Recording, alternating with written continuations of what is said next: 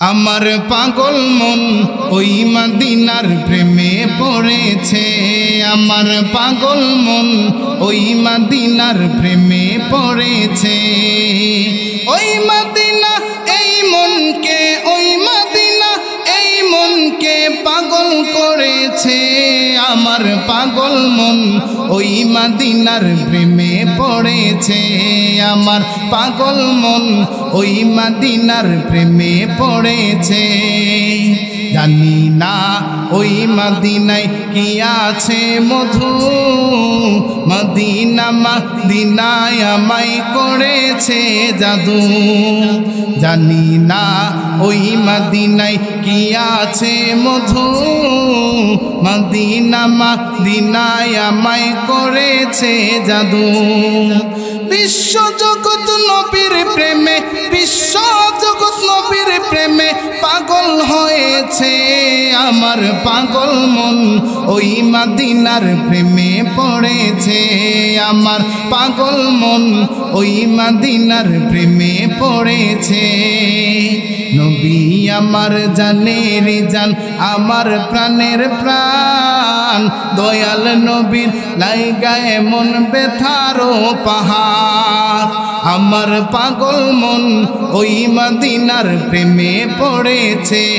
আমার পাগল মন ওই মদিনার প্রেমে পড়েছে। করতেছেন জাহান্নামের আগুন সম্পর্কে, যে জাহান্নামের আগুন এত ভয়ঙ্কর হবে, এত ভয়ানক হবে, যেই আগুনটা এই দুনিয়ার আগুনের চাইতে 70 গুণ বেশি তাপ বেশি হবে। ওই আগুনের সম্পর্কে মানুষকে আল্লাহ অবগত করে দিয়েছেন কোরআনের মধ্যে। এমনকি রাসূলের অসংখ্য হাদিস দ্বারা বলতেছেন, তোমরা দুনিয়া থেকে আসার পরে দুনিয়া থেকে তোমরা দুনিয়ার ফসল নিয়ে আসবা। দুনিয়াটা হলো কর্মক্ষেত্র, অর্থাৎ দুনিয়া থেকে যা নিয়ে আসবা তাই আখেরাতের মধ্যে পাইবা। দুনিয়ার মধ্যে ভালো কাজ নিয়ে আসলে ভালো ফল পাইবা, খারাপ কাজ নিয়ে আসলে খারাপ ফল পাইবা। এজন্যে আমাদেরকে বলতেছেন জাহান্নামের আগুন থেকে বাঁচার কথা। একটু লক্ষ্য করে দেখুন, আপনি আপনার সন্তানকে এত আদর করে লালন পালন করার পরে আপনার সন্তান যখন আপনার কথা না শুনে, ওই সময় আপনি কি আপনার সন্তানকে মারেন না, আঘাত করেন না? হ্যাঁ, আঘাত করেন। ঠিক তদ্রূপভাবে আমার মালিকও এত আদর করে বানাইছে, তারপরেও আমরা যখন কথা না শুনবো, মালিকের বিরোধিতা করব, মালিকের কথার বরখেলাফ করব, ওই সময় আল্লাহ আমাদের জন্য পানিশমেন্টের ব্যবস্থা করে রাখছে। আমরা আবার বলতে পারি, আল্লাহ এত সুন্দর করে মানুষকে বানায়া, এত আদর করে, এত যত্ন করে, এত সুন্দর করে নাক মুখ চোকাচাকা করে দিয়ে তারপরে কেন আল্লাহ ওই আগুনের মধ্যে আবার দাঁড়াইল দরকার? এই জন্যে মুহাদ্দিসগণ একটা এক্সাম্পল দিছে, একটা কথা বলতেছেন, একটা ঘটনা তুলে ধরছেন। সেই ঘটনাটা হলো হযরত নূহ আলাইহিস সালাম যখন প্লাবনের পরে আয়েশা একটা তীরের মধ্যে ভিড়ছেন, ওই সময় আল্লাহ পাক রব্বুল আলামিন, নূহ আলাইহিস সালাম ছিলেন একজন কাঠমিস্ত্রি, উনাকে বলতেছেন, ও পয়গম্বর নূহ, তুমি ওই যে নদীর থেকে মাটি দিয়া সুন্দর সুন্দর করে পাতিলা বানাও, কলসি বানাও, মাটির কিছু জিনিসপত্র তুমি তৈরি করো। পয়গম্বর নূহ আলাইহিস সালাম বলছে, হ্যাঁ, আমার আল্লাহ আমারে বলছে। যত সুন্দর করে পারে, যেইভাবে পারে সেইভাবেই তিনি জিনিসগুলা তৈরি করতে শুরু করে দিয়েছে। আল্লাহ পাক রব্বুল আলামিন নির্দেশ দিয়েছেন, ও পয়গম্বর, আপনাকে নির্দেশ দেওয়া হলো, যেইভাবে পারেন, যত সুন্দর করে পারেন আপনি পাতিলাগুলা তৈরি করেন। পয়গম্বর নূহ আলাইহিস সালাম আমার আল্লাহর নির্দেশ অনুযায়ী, আমার আল্লাহর হুকুমের পরে সুন্দর সুন্দর করে মাটি দিয়া কলস বানাইতেছে, সুন্দর সুন্দর করে মাটি দিয়া পাতিলা তৈরি করতেছে। যেই রকম নিজে পারে বানায়, এর চাইতে আরো সুন্দর করে বানানোর চেষ্টা করতেছে। বানাইতে বানাইতে একটা টাল দিছে, এরপরে এইগুলা দিয়া উনি শুকানোর জন্য রইতে দিছে। আস্তে আস্তে যখন বৃষ্টি আসে ওইগুলা ঘুরে দেয়, আবার যখন দেখা যায় বেশি রোদ পরে ওইগুলা সরায় নেই।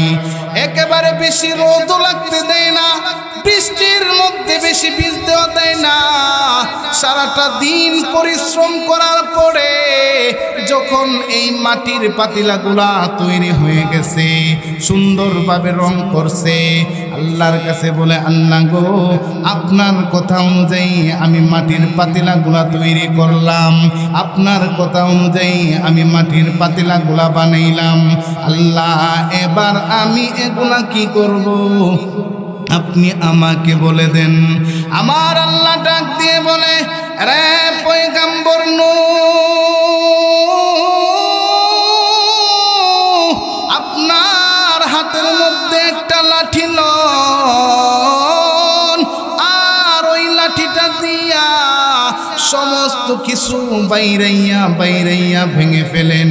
পয়গম্বর নূহ আলাইহিস সালাম আল্লাহর কথা অনুযায়ী, আল্লাহর অর্ডার অনুযায়ী আবার হাতের মধ্যে একটা লাঠি নেই, আর ওই লাঠি দিয়া নিজের হাতে বানানো জিনিসগুলা বাইরাইয়া বাইরাইয়া ভাঙে। আর ওনার মনের মধ্যে একটু কষ্ট লাগছে, ওনার মনের মধ্যে একটু কষ্ট যে আমার আল্লাহ বলল এত সুন্দর করে বানানোর জন্যে, আমি যত সুন্দর করে পারলাম এই জিনিসগুলা বানাইলাম, আমার আল্লাহ আবার বলছে এইগুলা ভাঙার জন্যে। উনি মনটার মধ্যে একটু কষ্ট নিয়ে বাইরায়া বাইরায়া ভাঙে, ওনার চেহারার মধ্যে কষ্টের চাপ। আমার আল্লাহ ডাক দিয়ে বলে, আরে পয়গম্বর নূহ, আপনার মনের মধ্যে কি কষ্ট লাগে রে? এই যে পাতিলাগুলা ভাঙতেছেন, আপনার চেহারার মধ্যে কষ্টের চাপ দেখা যায়, আপনার মনের মধ্যে কি কষ্ট নাকি? পয়গম্বর ডাক দিয়ে বলে, আল্লাহ গো, এত সুন্দর করে বানাইলাম, আপনি বললেন সুন্দরভাবে বানানোর জন্যে, আমি নিজে না খেয়ে এইগুলা বানাইলাম, অনেক চেষ্টার পরে বানাইলাম, সারাটা দিন দৌড়লাম, রাতে দৌড়লাম, এই পাতিলাগুলার যেন কোনো ডিস্টার্ব না হয়। এইভাবে সুন্দরভাবে বানানোর পরে আপনি বললেন ভেঙে ফেলার জন্যে। আল্লাহ নিজে হাতে বানানো জিনিস আবার আমি নিজে হাতে ভাঙলাম, একটু তো আমার মনের মধ্যে কষ্ট লাগবে। আমার আল্লাহ ডাক দিয়ে বলে, এ পয়গম্বর নূহ, সাধারণ মাটির জিনিস বানাইলা রে, এরপরে তোমার মনের মধ্যে কষ্ট লাগা গেছে, এই মাটির জিনিসগুলা বানাইয়া যে বাংলা কষ্ট লাগছে, এই মাটির জিনিসগুলা বানানোর সময় কোন ভাঙার সময় কোনটা কি চিৎকার করছে বলে না, চিৎকার করে নাই। কোনটা কি কান্না করছে বলে না, কোনটা কান্না করে নাই। তাহলে তোমার মনের মধ্যে কষ্ট লাগছে, এই জিনিসগুলা বানানোর পরে ভাঙা ফেলছো এই জন্যে। কিন্তু তুমি যেদিন আমার কাছে বলছিলা ওই সমস্ত লোকদেরকে ধ্বংস করে দেওয়ার জন্য, যারা তোমার উপরে ঈমান আনে নাই, ওই সমস্ত লোকদেরকে ধ্বংস করে দেওয়ার জন্যে আমি আল্লাহর কাছে বদুয়া দিয়েছিলাম। আমি আল্লাহ তোমার বদুয়া শোনার পরে কবুল করে আমার সমস্ত বান্দাদেরকে প্লাবন দিয়া তাদেরকে ধ্বংস করে দিলাম। এ পয়গম্বর, যখন আমি প্লাবন দিলাম গো, ওই প্লাবনের মধ্যে আমার বান্দাগুলার যখন জীবন চলে যায়, আমার বান্দাগুলা যখন দুনিয়া থেকে বিদায় হয়ে যায়, উলট পালট হইয়া কোনো বান্দার হাত ভাঙছে, কোনো বান্দার পা ভাঙছে, কোনো বান্দার মাথা ফাটছে, এইরকম ভাবে চিৎকার করছে। আমার বান্দাগুলা কোনটা বান্দা একেবারে মাথা ফাইটা শরীরটা টুকরা টুকরা হয়ে ধ্বংস হয়ে গেছে, আমার বান্দাগুলা ওই সময় চিৎকার করছে, ওই সময় কান্না করছে, ওই সময় আমারে ডাকছে, তারপরেও আমি তাদেরকে ছাড় দেই নাই, কারণ তারা আমার সাথে নাফরমানি করছে। আমি তাদেরকে মারলাম, আমার মনের মধ্যেও কিন্তু মায়া লাগছে, তারপরেও তাদেরকে শাস্তি দিলাম, কারণ তারা হলো আমার নাফরমান বান্দা। এখন কি বুঝতে পারলেন? আল্লাহ এত সুন্দর করে আমাদেরকে মানুষ করে বানাইলেন, বানানোর পরেও নাক দিলেন, চোখ দিলেন, মুখ দিলেন, এত সুন্দর করে দেহটা ফিটিং করে দিলেন, বুদ্ধি দিলেন, সব কিছু দেওয়ার পরেও হাসরের ময়দানের মধ্যে বান্দা যখন নাফরমানি করবে তার শাস্তি দিবে, আল্লাহর মায়া লাগবে, তারপরেও দিবে, কারণ আল্লাহ বারে বারে দুনিয়ার জমিনের মধ্যে কিন্তু বান্দারে সাবধান করছে। ঠিক না বে ঠিক? জোরে আমাদের এই ওয়াজ মাহফিলগুলা, তার পাশাপাশি মসজিদের মধ্যে প্রত্যেক জুমায় হুজুরে যে আলোচনা করেন, এর মধ্যে দেখবেন প্রত্যেক জুমার মধ্যে কবরের ভয় সম্বন্ধে আলোচনা করে। ঠিক না বেঠিক? জোরে কর। তারপরেও আপনি আমি ওই কবরের ভয়ের কথা এক কান দিয়া ঢোকায়, আরেক কান দিয়া বের করে আমাদের থেকে চলে যায়, কিন্তু আমরা আমাদের আমলের দিক দিয়ে কোনো নজর দেই না, আমরা আমাদের কোনো কাজের দিক দিয়ে নজর দেই না। যেদিকে সুদ আছে, যেদিকে ঘুষ আছে, যেদিকে বেবিচার আছে, যেদিকে গুনাহ আছে, ওই দিক দিয়ে আমাদের সর্বপ্রথম কদমটা বাড়ে। ঠিক না? যদি আপনার মনের ভিতরে এতটুকু থাকতো, হায়রে আমি তো দুনিয়া থেকে চলে যাব, জাহান্নাম অথবা জান্নাত দুইটা থেকে একটা হবে আমার ঠিকানা, যদি হাসরের কঠিন ময়দানের মধ্যে আমার বাম হাতের মধ্যে আমল নামাটা চলে আসে, আমি আমার মালিকের কাছে কি জবাব দিব? আমি যে আমার মালিকের সাথে নাফরমানি করলাম, আমি আমার মালিককে কি বলবো? এই চিন্তাটা যদি আপনার ভিতরে চলে আসে, আপনি একটা খারাপ কাজ করার আগে 10 বার চিন্তা করবেন। ঠিক না? ঠিক জোরে করে। আমাদের ভিতর থেকে এই চিন্তাটা উঠে গেছে, এই চিন্তাটা আনতে হবে আমাদের ভিতরে। আপনি আমার মধ্যে এইরকম পাপ করার পরেও, গুনাহ করার পরেও যে চিন্তা উঠে গেছে, আর সাহাবীদের মধ্যে জান্নাতের সার্টিফিকেট দেওয়ার পরেও উনারা কবরের চিন্তায়, জাহান্নামের চিন্তায় খানা ঘুম ছেড়ে দিছে। সম্মানিত উপস্থিতি, আল্লাহ রাসূল সাল্লাল্লাহু আলাইহি ওয়াসাল্লামের বিবি খাদিজাতুল কুবরা রাদিয়াল্লাহু তাআলা আনহা, তিনি ছিলেন অনেক বড় একজন ধনাঢ্য একজন মানুষ। তিনি যখন আল্লাহর রাসূলের কাছে আগমন করছেন, রাসূলের কাছে ঈমান আনছেন, রাসূলের কাছে বিবাহ বসছেন, ইসলামের জন্যে উনার যতগুলা ধন সম্পদ আছে সব কিছু বিসর্জন দিয়ে দিছে। সুবহানাল্লাহ, জোরে কোন। তারপরেও উনি আল্লাহর রাসূলকে কোনোদিনও বলে নাই, নবী গো আপনি এই জিনিসগুলা কোথায় খরচ করছেন? আল্লাহ পাক রব্বুল আলামিন এই নারী খাদিজাতুল কুবরা রাদিয়াল্লাহু তাআলা আনহাকে আল্লাহ পাক রব্বুল আলামিন নিজে জান্নাতের সার্টিফিকেট দিয়েছে, জান্নাতের সুসংবাদ শোনাইছে। উনি যখন রাস্তা দিয়ে আল্লাহর রাসূলের জন্য খানা নিয়ে যাইতেন, পাহাড়ের উপরে রাসূল বসে থাকতেন ইসলাম প্রচার করার জন্যে, ওই জায়গার মধ্যে আল্লাহর রাসূলের কাছে খানা নিয়ে যাইতেন। যত জায়গার মধ্যে রাসূল দ্বীনের দাওয়াত দিতে যাইতেন, সব জায়গার মধ্যে নবীজির সাথে সাথে যাইতেন। উনাকে আল্লাহ জান্নাতের সুসংবাদ দিছেন, জান্নাতের সার্টিফিকেট দিছেন। তারপরেও ওই মানুষটার, ওই মহিলাটার জাহান্নামের চিন্তায় ঘুম আসত। আর আমরা যারা ভালো করে ফজরের নামাজে আদায় করি না, 5 ওয়াক্ত মসজিদের মধ্যে আজান দেই, এই স্বর্ণমুড়া দক্ষিণ পাড়া মনে হয় মানুষ 1-150 হইব না। এই মসজিদটা ভরতে গেলে মনে হয় 300-400 মানুষের দরকার, কিন্তু ফজরের নামাজে গিয়ে দেখবেন 5 জন আর 6 জন।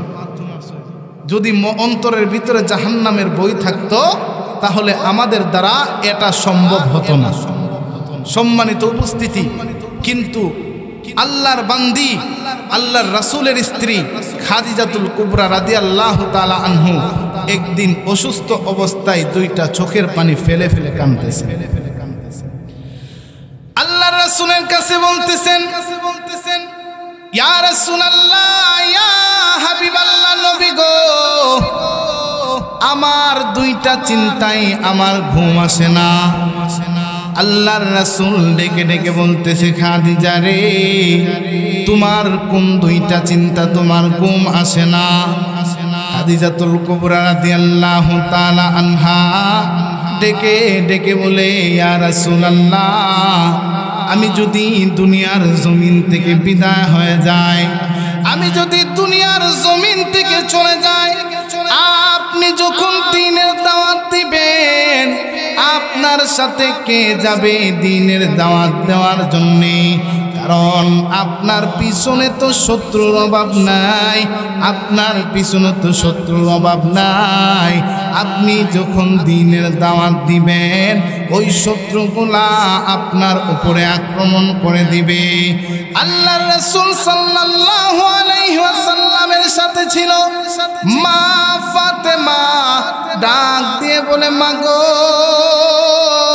তুমি চিন্তা করো কেন? আমি আছি না, আমি তো আমার বাবার সাথে যাব, আমি আমার বাবার সাথে দ্বীনের দাওয়াত দিব। জোরে জোরে কন্যা সুবহানাল্লাহ। এত ছোট বাচ্চা এত সুন্দর জবাব। খাদিজাতুল কুবরা রাদিয়াল্লাহু তাআলা আনহা দুনিয়া থেকে বিদায় নেওয়ার পরে ওই সময় যত জায়গায় রাসূল দ্বীনের দাওয়াত দিতেন, সাথে এই ছোট্ট ফাতেমা রাদিয়াল্লাহু তাআলা আনহা থাকতেন। সুবহানাল্লাহ। আল্লাহর রাসূল সাল্লাল্লাহু আলাইহি ওয়াসাল্লাম এবার বলে, ও খাদিজা, দুই নাম্বার চিন্তা তোমার কি বলো? খাদিজাতুল কুবরা রাদিয়াল্লাহু তাআলা আনহা বলতেছে, আমার দুই নাম্বার চিন্তা, আমার দুই নাম্বার পেরেশানি। ওগো নবীজি, আপনি তো বলেছেন কবরের মধ্যে যদি কোনো মানুষ দ্বীনের তিনটা প্রশ্নের জবাব না দিতে পারে, ওই মানুষটাকে জাহান্নামের আগুনের মধ্যে দেওয়া হবে, ওই মানুষটার কবরের মধ্যে জাহান্নামের আগুন জ্বালায়া দেওয়া হবে। ইয়া রাসূলুল্লাহ,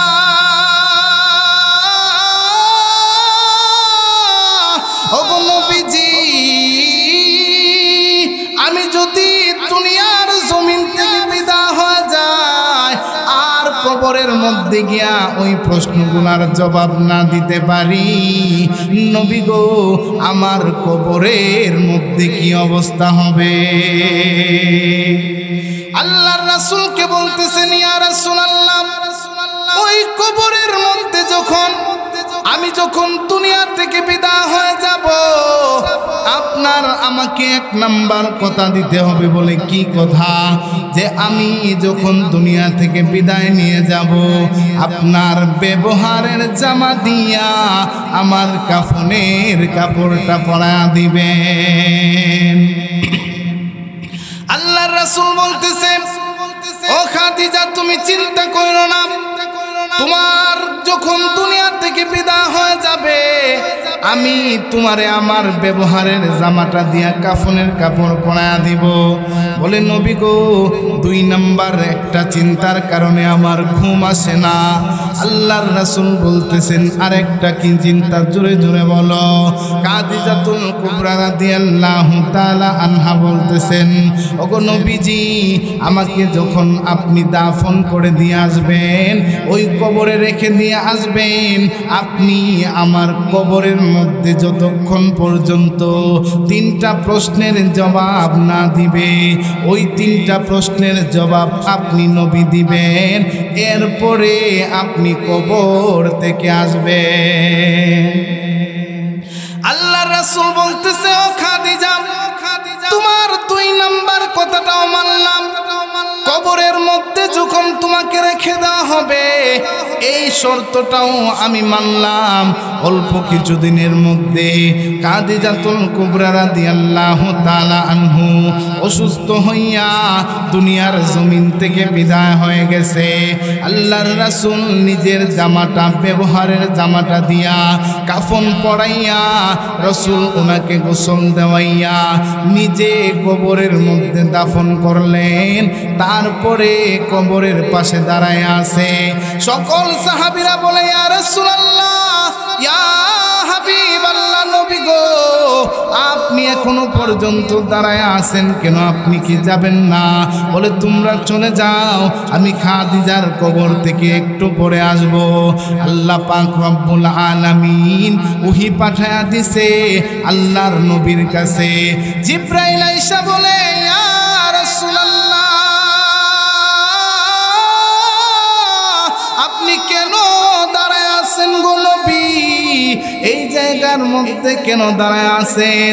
আল্লাহর রাসূল বলতেছেন, জিবরাইল আমার খাদিজা বলে দিয়ে গেছে তার প্রশ্নের, কবরের প্রশ্নের জবাবগুলো আমার দেওয়ার জন্য। জিবরাইল আমিন বলে, নবী গো, আপনার প্রশ্নের জবাব দিতে হবে না, দিতে হবে না, কারণ আমার আল্লাহ জানায়া দিছে যেই খাদিজা দিনের জন্য তার সব কিছু ত্যাগ করছে, তার এত বড় তলাট্টু কিছু সে ত্যাগ করে আইসা আপনার সঙ্গে দিনের দাওয়াত দিতে গিয়া তার সব কিছু ইসলামের মধ্যে দান করে দিছে। ওই খাদিজার কবরের মধ্যে প্রশ্নের জবাব আমার আল্লাহ নিজ জিম্মার মধ্যে নিয়ে আনিছে। সুবহানাল্লাহ, জোরে কম। এজন্যে এই রকম একজন মানুষ যিনা রাসূলের স্ত্রী, তারপরেও যার ব্যাপারে জান্নাতের সার্টিফিকেট আছে, ওই মানুষটা জাহান্নামের চিন্তায় বিভোর, ওই মানুষটা জাহান্নামের মধ্যে আবার আল্লাহ ফালায়া দেয়, এই চিন্তায় বিভোর।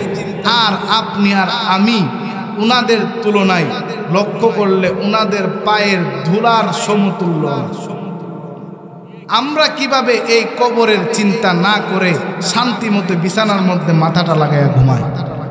সম্মানিত উপস্থিতি, দুনিয়া থেকে একদিন চলে যাইতে হবে, ঠিক না বেঠিক?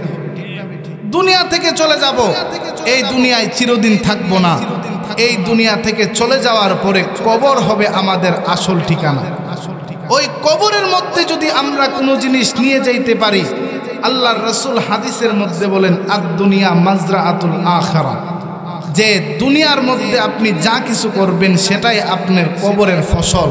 অর্থাৎ দুনিয়াটা হলো কর্মক্ষেত্র, আখেরাতের কর্মক্ষেত্র। আপনি দুনিয়াতে যা করেন আখেরাতে তা পাবেন। দুনিয়াতে ভালো কাজ করলে সেটাও পাবেন আখেরাতে, দুনিয়াতে খারাপ কাজ করলে সেটাও আখেরাতে পাবেন। আর দুনিয়ার মধ্যে যদি একটা নেক সন্তান রেখে যাইতে পারেন, ওই নেক সন্তানটা আপনার কবরের জন্য দুনিয়া থেকে সোয়াব পাঠানোর একটা মেশিন রেখে যেতে পারে। সুবহানাল্লাহ, জোরে কোন। কারণ আপনি আমি কবরের মধ্যে যাওয়ার পরে দুনিয়ার মধ্যে যা কিছু করলাম তার ফল পাবো, কিন্তু কবরের মধ্যে যাওয়ার পরে আপনার আমার দ্বারা আর কোনো নেক করা সম্ভব, জোরে কোন, সম্ভব না। কারণ দুনিয়া থেকে আমি চলে গেলাম মানে আমার নেক করার পাওয়ার আমার থেকে শেষ। এজন্যে দুনিয়ার মধ্যে আপনি আমি নেক সন্তান রেখে যাব। নেক সন্তান যদি রেখে যাইতে পারি, ওই সন্তানগুলা আপনার জন্য দোয়া করবেন।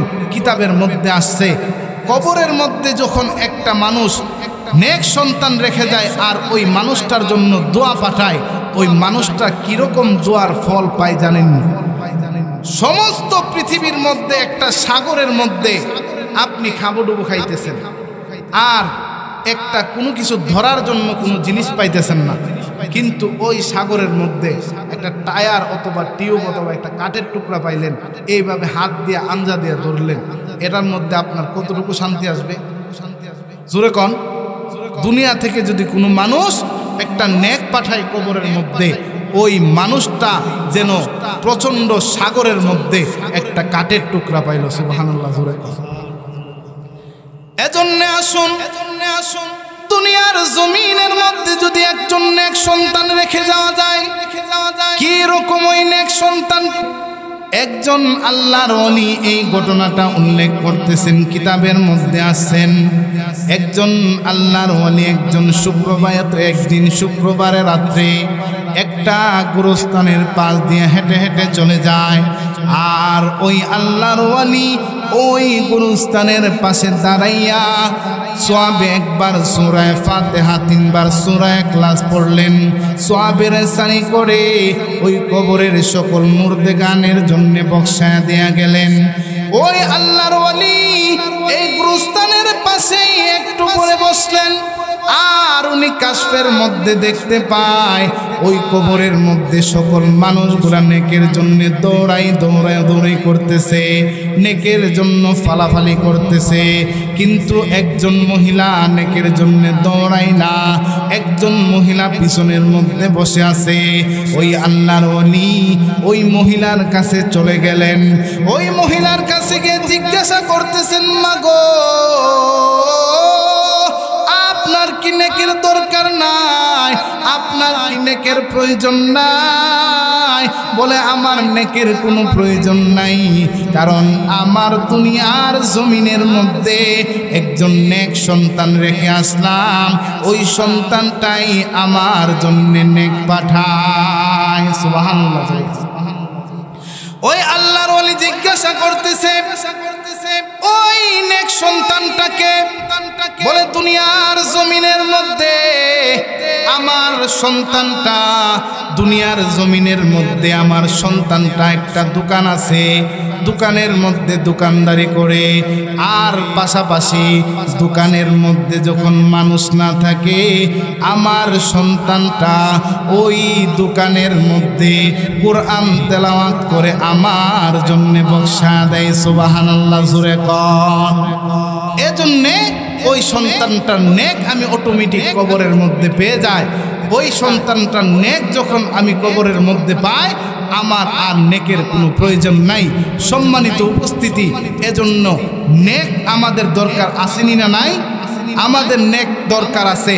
যতটুকু পারবো ইসলামের পথে দৌড়াবো, যতটুকু পারবো নেক কাজ করার চেষ্টা করব। এজন্যে একজন একটা টোকেন দিছে, একটা গজলের কথা বলছে। সম্মানিত উপস্থিতি, আমরা সকলে মদিনায় যাইতে চাইনি। আল্লাহ পাক রব্বুল আলামিন আমাদের সকলকে মদিনা যাওয়ার তৌফিক দান করুক। সকলে বলি আমিন। আমার পাগল মন ওই মদিনার প্রেমে পড়েছে, আমার পাগল মন ওই মদিনার প্রেমে পড়েছে।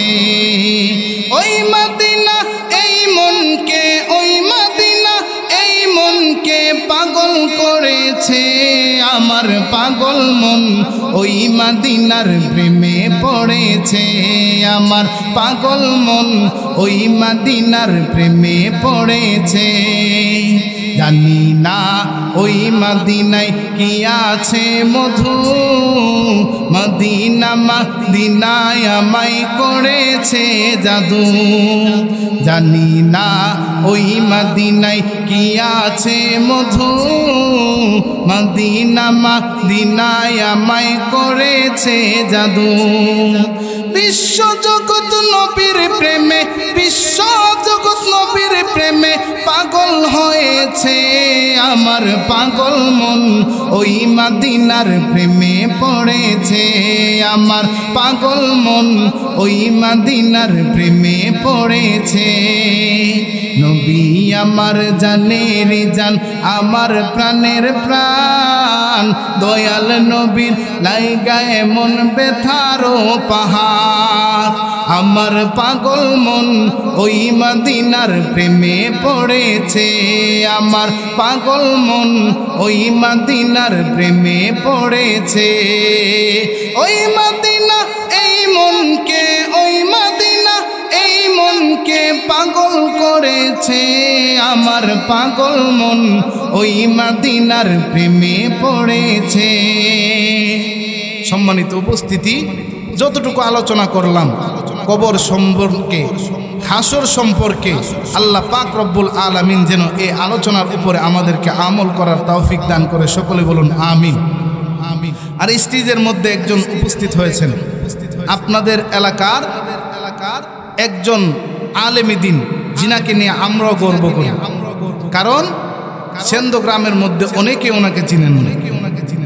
ওনা একজন শাইখুল হাদিস। বিভিন্ন মাদ্রাসার মধ্যে একটা বয়সের মধ্যে গেলে শাইখুল হাদিস দেওয়া হয়, বুখারী শরীফ পড়ানোর যোগ্যতা।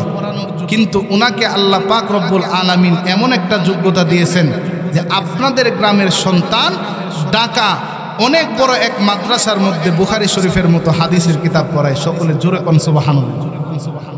এই সন্তানটা আপনাদের গ্রামের প্রত্যেকটা মানুষের জন্য হাসরের ময়দানে নাজাতের জরিয়া হয়ে যেতে পারে। আর ওনাকে আমরা চিনি না, সারা বাংলাদেশের মধ্যে উনি বড় বড় প্রোগ্রাম করে, বড় বড় মাহফিল করে। আল্লাহ ওনাকে হায়াতে তয়্যিবা দান করুক, সকলে বলুন আমিন। আল্লাহ হুজুরকে নেক হায়াত দান করুক, সকলে পড়ি আমিন। যতটুকু আলোচনা করলাম, আল্লাহ আমাদের সকলকে আলোচনা শোনার তৌফিক দান করুক। আসসালামু আলাইকুম ওয়া রাহমাতুল্লাহ।